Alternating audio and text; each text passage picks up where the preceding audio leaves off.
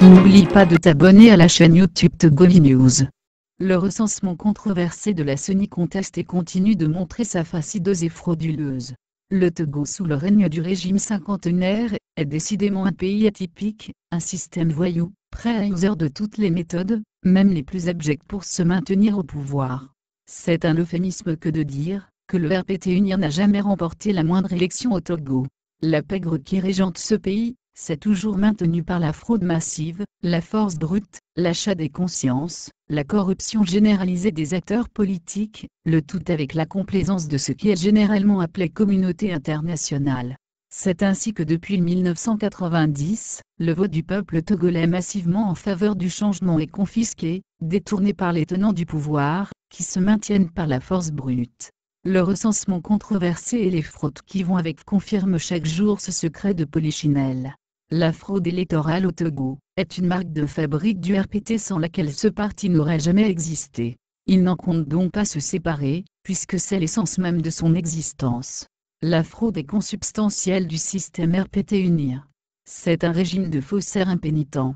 La poursuite scandaleuse du recensement dans la zone 2 avec son corollaire de fraude massive à ciel ouvert, vient mettre à nu tout le système de fraude, qui a toujours permis à ce régime de se maintenir malgré le rejet massif des populations du sud jusqu'au nord. Enrôlement massif des mineurs, le masque tombe enfin. Les preuves sont irréfutables tant les images qui circulent démontrent l'ampleur de la mascarade. Ce n'est pas un fait nouveau. Le système qui régente le Togo a toujours fonctionné ainsi, surtout dans la région septentrionale brandie à tort comme le fief du pouvoir. C'est la première fois que les images attestent de ces méthodes de faussaires et de voyous. Bien avant le début du recensement, le régime a mis en branle les directeurs d'écoles primaires et de collèges, les proviseurs et enseignants, les chefs de canton et villages, les commandants de brigade et les chefs des casernes, les préfets, bref les petits Mussolini de l'intérieur à mettre la pression, chacun sur ses administrés pour les obliger à se faire recenser. Malgré ces diverses pressions, le mot d'ordre de boycott lancé par la C14, dans certaines villes comme Sokodé, Bafilo, Mango, Dapaong, Bassar et autres a été largement suivi. Sur les écrans de la TVT, dans un reportage sur le recensement vendredi dans le JT de 20h, on a vu les agents OPS se promener dans un marché au nord avec l'équipe pour enrôler les populations. Pour éviter un fiasco total, les consignes ont été données d'enrôler massivement les mineurs dans la zone 2. Que ce soit dans la région centrale, Kara et Savane, en ville comme dans les campagnes, ce sont des milliers de mineurs qui sont quotidiennement enrôlés sur les listes électorales.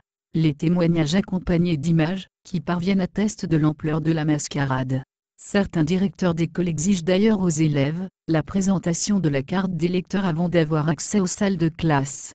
Dans certains commissariats de police, il est exigé une carte d'électeur avant de se faire établir une carte d'identité nationale. En d'autres termes, l'enrôlement des mineurs dans certaines localités se déroule sous la contrainte. La fraude du RPT UNIR par les votes multiples, et l'achat des procès-verbaux. Les régions maritimes et des plateaux concentrent à elles seules les deux tiers, de l'électorat au Togo, toutes communautés confondues. À chaque scrutin électoral lorsqu'elle est en perte de vitesse dans ces deux régions, le RPT UNIR se rattrape toujours, dans la région septentrionale présentée comme son fief. En réalité, dans la plupart des villes et localités dans les régions centrales, Kara et Savane, les listes électorales sont gonflées d'électeurs fictifs, surtout les mineurs qui sont enrôlés. Les villes comme Kara, Pagoуда, Kanté, Niantougou, Mango et les localités environnantes, se retrouvent avec le double des inscrits sur les listes électorales. Exemple, la ville de Kara ne peut avoir logiquement plus de 100 000 électeurs, mais elle se retrouve avec 180 000, parfois plus. L'enrôlement parfois forcé des mineurs et des étrangers dans les villes frontalières entre dans la droite ligne de la fraude planifiée. Les cartes de ces mineurs et étrangers sont récupérées et stockées. Le jour du scrutin, elles sont remises à des individus dans ces localités qui exécutent des votes multiples en faveur du parti au pouvoir. À la présidentielle de 2015, selon les propres résultats de la Sony, le nombre de votants dans la préfecture de la Bina dépasse celui des inscrits sur la liste électorale et tous ont porté leur voix sur le parti au pouvoir. Dans cette zone dépourvue de tout, Même des infrastructures les plus élémentaires, où la misère et la pauvreté se lissent sur les visages, aucun individu n'a osé voter contre le pouvoir. Visiblement, toute la population de cette préfecture serait atteinte du syndrome de Stockholm. C'est la pratique généralisée dans cette partie du Togo. Au sein du laboratoire du RPT UNIR, passé le temps où les militaires s'introduisaient dans les bureaux de vote et emportaient les urnes, passé le temps du bourrage des urnes, la fraude est devenue scientifique, professionnelle et insidieuse. Elle prend sa source dans la manipulation du fichier électoral à travers le recensement des étrangers et des mineurs, dont les cartes servent à faire des votes multiples en faveur du régime. L'autre technique de fraude qui passe inaperçue, c'est l'achat des procès-verbaux, avec la complicité des délégués de bureaux de vote de l'opposition. Cette méthode consiste pour plusieurs cadres du régime, y compris des hauts gradés à la solde du pouvoir, à approcher dès l'affichage des délégués dans les bureaux de vote ceux de l'opposition. On leur fait signer des fiches de procès-verbaux vierges moyennant une partie de la somme promise, et ceci avant même la tenue du scrutin. Le jour du scrutin, après le dépouillement, ces délégués de l'opposition déjà soudoyés, remettent les vrais procès-verbaux à leurs corrupteurs moyennant le reste des sous. Ayant déjà à leur disposition des procès-verbaux avec des signatures authentiques des délégués de l'opposition, ces agents du régime les remplissent en faveur du pouvoir en place, les font contresignés par les délégués UNIR et le tour est joué. Quant aux délégués de l'opposition, certains disparaissent dans la nature, d'autres envoient à leur parti des procès-verbaux falsifiés. C'est ainsi que le régime arrive à changer le vote en sa faveur en présentant en réalité des vrais faux procès-verbaux pour justifier sa victoire. Des fiches qui comportent la signature authentique des délégués de l'opposition difficile à contester. L'achat de ces procès-verbaux en plus des votes multiples, voilà comment le régime autocratique de Lomé s'assure à chaque élection une victoire, alors qu'il est largement vomi par les populations du sud au nord. Les images de l'enrôlement massif des mineurs, sur instruction de qui on peut imaginer, constituent un élément majeur, qui doit amener tous ceux qui déclaraient au Togo, et dans la communauté internationale, que Faure Singbe a gagné les élections, à revoir leur jugement sur le régime de faussaires, qui se maintient au pouvoir au Togo. Face au tollé suscité par ces images, le président de la CENI et un membre de cette institution ont pris la parole pour donner non seulement des versions contradictoires, mais aussi se livrer à des jonglages scandaleux. Nous avons fait le choix de conduire un processus de recensement totalement ouvert. Alors sur un échantillon de 6000 jeunes recrutés comme OPS, il est clair qu'il y en a de toutes les sensibilités politiques. Ce sont très probablement ceux dans le cœur, et du côté de l'anti-recensement, qui se livrent à ce genre de manœuvre dans une perspective désespérée de jeter du discrédit sur l'opération, et par ricochet l'institution, a déclaré le membre de la CENI. Il aurait été judicieux de connaître l'identité.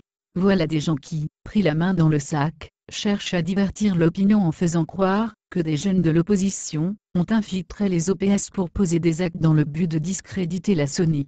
Si tel est le cas, pourquoi n'avons-nous pas assisté à ce phénomène d'enregistrement des mineurs dans la zone 1, qui englobe les régions maritimes et une partie des plateaux? L'argument saugrenu de ce monsieur laisse croire que les OPS sont des agents libres dans la nature, et donc peuvent se permettre de faire ce que bon leur semble. Pour rafraîchir la mémoire à ce fameux membre de la CENI, nous publions dans un encart le processus d'enrôlement. Chacun pourra, à la prise de connaissance de ce processus, se rendre à l'évidence que l'agent OPS ne peut rien faire de son propre chef. Le très controversé président de la CENI Kojona Kadanga a trouvé aussi nécessaire de rompre le silence et voici son chef-d'œuvre, enrôlement des mineurs. Je n'ai pas encore eu vent. Si j'ai eu vent, ce sont des rumeurs, c'est ce que je peux dire à cette étape-là. En tout état de cause, et je peux vous rassurer, pour pouvoir arriver à un fichier fiable, il y a des étapes qui répondent aux standards internationaux. Cela passe par les apurements du fichier originel, et on peut aller jusqu'au contentieux pour avoir un fichier fiable. Et donc, si ces cas sont avérés, je peux vous assurer que ces cas ne seront pas pris en compte, d'autant plus qu'il y a tout un processus pour pouvoir les détecter, et pour pouvoir les sortir du fichier définitif. Cette sortie confuse et surréaliste provient non seulement d'un président de CENI, mais surtout d'un universitaire. Décidément, le long règne des Gnassingbé a émasculé les cerveaux et les mentalités au point que certains ont perdu les repères, et même les bases élémentaires d'un raisonnement cohérent et pertinent. En somme, le sieur Kojona Kadanga nous dit, nous avons enrôlé les mineurs, ce n'est pas grave parce qu'au bout de la chaîne, nous avons un dispositif pour les sortir du fichier. Génial, n'est-ce pas? Malgré les dispositifs de sécurité, on introduit le voleur dans la maison en violant les textes, et on rassure qu'on le sortira après. Mieux, on ira au contentieux pour comprendre s'il est voleur ou pas. Il faut être intellectuellement malhonnête pour tenir ce raisonnement. Un détail non moins important, tous les mineurs recensés ont 18 ans, et plus sur les cartes d'électeurs, qui leur sont délivrées. En d'autres termes, ils sont mineurs dans la réalité, mais sur la carte d'électeur, ils sont majeurs. Leurs dates de naissance ont été modifiées dans le fichier. Nous y sommes au cœur de la fraude à grande échelle. Somme toute, la pratique d'enrôlement des mineurs, surtout dans les régions du Septentrion au profit du régime, n'est pas un fait nouveau. Plusieurs rapports des missions d'observation de l'Union européenne, et d'autres organisations, ont mentionné ces faits et recommandé l'audit du fichier électoral. Les gesticulations, les arguments de handicapés intellectuels des membres de la CENI, et de certains soi-disant opposants centristes, et leurs suppôts ne pourront convaincre personne, même pas le fou du village. Dans un entretien sur un média étranger, quelque temps après son départ en exil, l'ancien ministre de l'Intérieur, celui-là même qui a refusé de cautionner le massacre de 2005, François Aquila Essoboko, a déclaré que la base électorale du régime n'excède pas 10%. Une révélation confirmée par un autre ancien ministre de l'administration territoriale, de la décentralisation et des collectivités locales en rupture avec le système qui parle même de 8%. De 2005 à ce jour, la situation du pays s'est énormément dégradée, et la question est de savoir comment un système pareil qui a une base électorale entre 8 et 10% arrive à remporter les élections haut les mains. Les Togolais sont-ils devenus les admirateurs de leurs bourreaux? Loin de là, c'est plutôt la fraude massive qui est passée par là. Les faits sont désormais là, le masque de la fraude est tombé, il faut désormais en tirer les conséquences. Merci d'avoir regardé la vidéo, abonne-toi et partage la vidéo sur les réseaux sociaux, Facebook et WhatsApp.